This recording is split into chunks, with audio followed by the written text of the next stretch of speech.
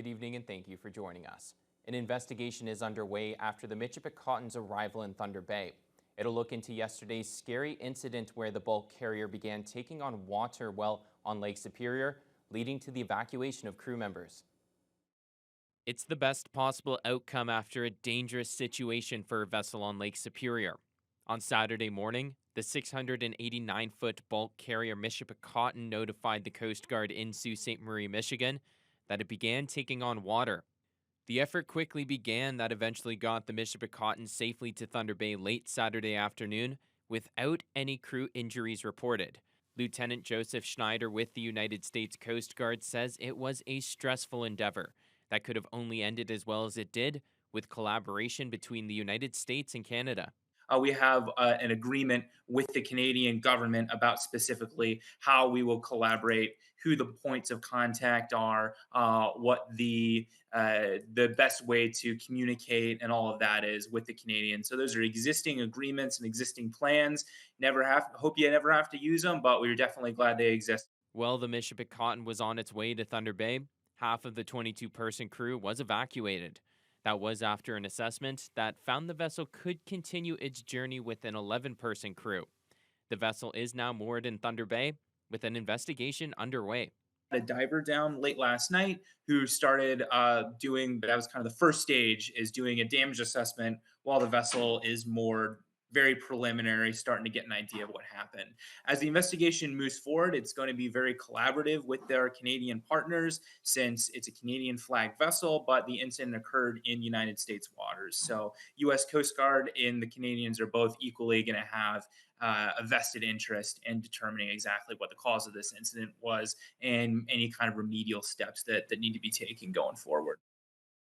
There's no injuries after an early morning blaze on Dawson Street. Thunder Bay Fire was called to the residential structure just after 1 a.m. today, reporting smoke and flames coming through a second-floor window. It took 6 pumpers to battle the blaze.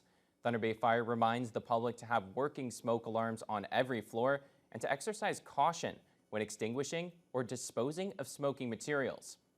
Over now to the Thunder Bay Regional Hospital Foundation, which awarded roughly 65% more in family care grants this year for projects that bring staff ideas to life. 66 family care grants were awarded this past week, totaling over $123,000. The grants fund smaller initiatives brought forward by staff that are designed to allow for better health care for their patients. An Indigenous collaboration received one of those grants. 4 backless quarter benches for the Spirit Garden were funded to allow Indigenous patients to sit with their care teams. Sometimes when we think about fundraising for hospital, we think big items, right? You're thinking MRI, you're thinking ultrasound, like big machines. But sometimes we really need those really smaller sort of tangible items as well. It is the smaller things that allows them to do the job better, if you will. And they really appreciate it. And when you have the number of applications coming forward from the staff, they're telling us this is what we really need to provide the best patient care possible.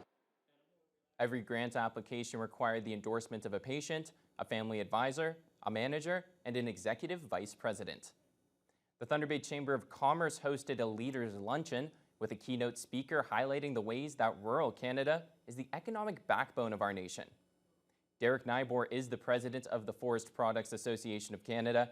His presentation focused on how rural areas play a substantial role in the Canadian export economy while contributing significantly to our country's gross domestic product.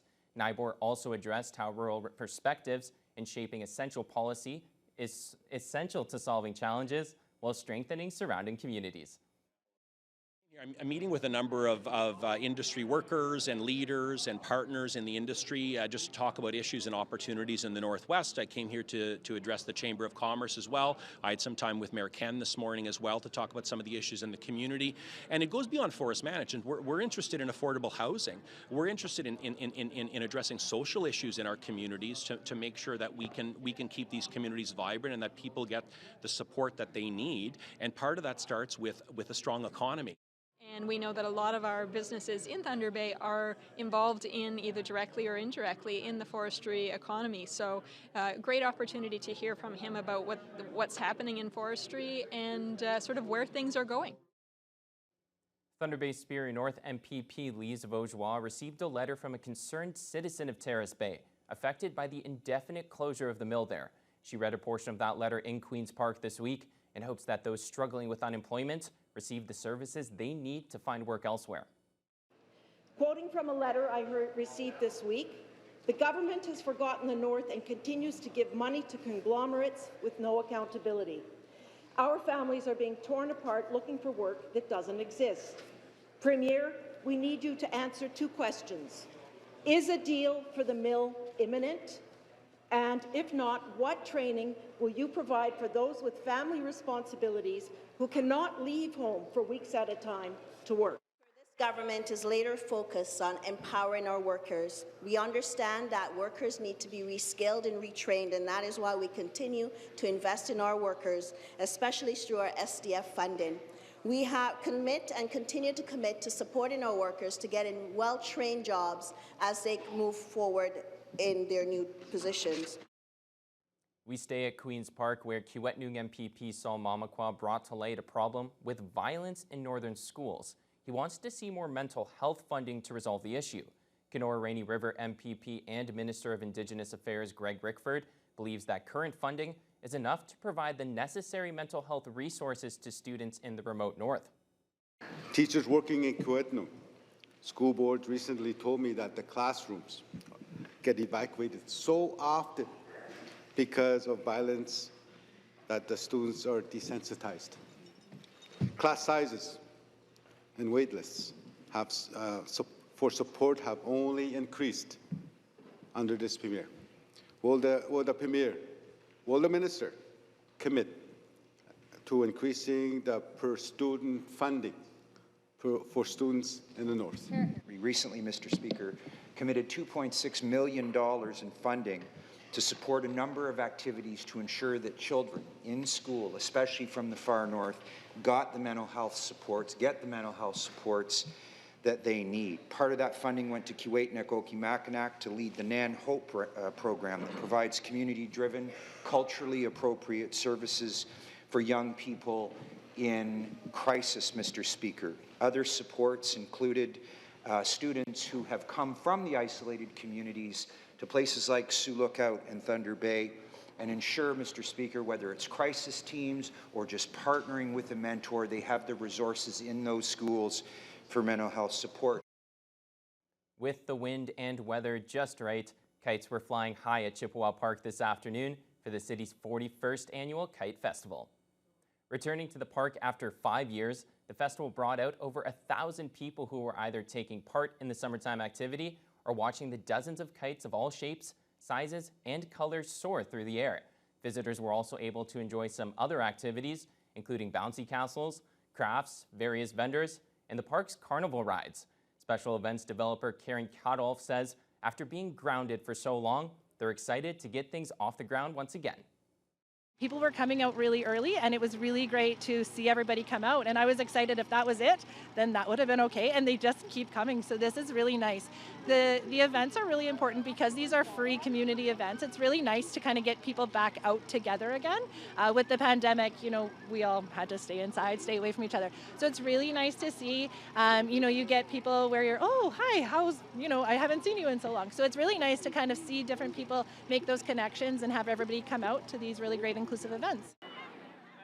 More information about the city's summer programming can be found on its website. Local bikers took the time to give back to the community this afternoon by riding out to Silver Islet. The first annual motorcycle rough ride was a fundraiser for local not-for-profit Northern Reach Network.